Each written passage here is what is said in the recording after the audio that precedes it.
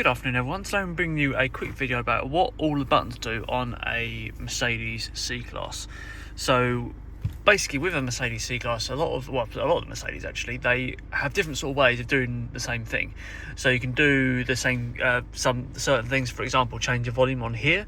You can also do it from down here as well. So there's lots of multiple different ways of doing the same thing, which is a little bit annoying really, because it would be nice to have more features rather than different ways of doing the same feature. Anyway, let's start with the center console.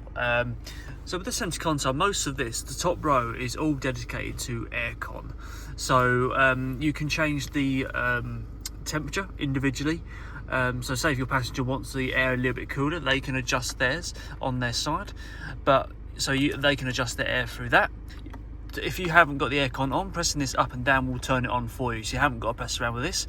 You can just push that up or down and you can change it, set the temperature, and it puts the aircon on the last setting you left it on.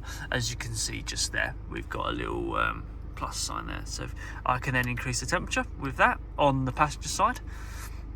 We can get on to how we match up the temperatures on both sides as we get further down this button. Obviously this one, you've probably seen this one before. Obviously this changes the mode that you have for your where the air is coming out of.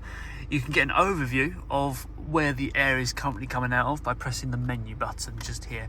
Some people have aftermarketed this so it can be added as an extra menu. I haven't done that, but you can see the little blue airflows on there. It doesn't show up for very long. It's a bit of a waste of a big button really in my eyes.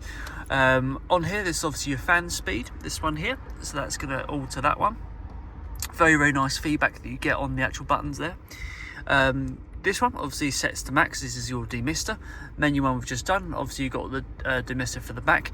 Now this sync button, if you've got the temperature set at let's say 18 degrees on one side, but I want to have the same temperature on mine or the same temperature on the other side, whichever way works for you, I can press sync. And if I press sync, this matches the temperature that I've got on my side to the other side. So the one on the passenger side will change to what I've got.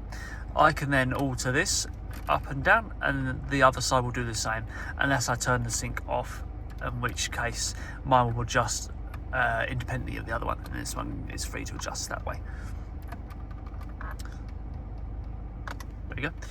I'm going to do a bit more sort of an explicit video about how to do the aircon and stuff like that, but when you turn this on, you'll notice that the way I've got it is I usually just have the blower on rather than the aircon. So to actually use the gas that's in the car system, the one you fill up, you can fill it up at a service station, gas to give out cool air, is you press the AC. Now this sends you in the cold air, but what I would recommend to save yourself the money is to press AC and then for a little while keep it going, but then press that instead, and this will keep that air circulating for a while.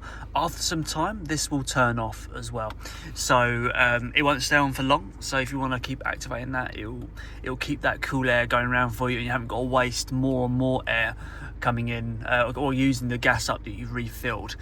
Anyway, that's a little overview of the aircon buttons, guys. I hope you enjoyed that, and I'll see you in the next video.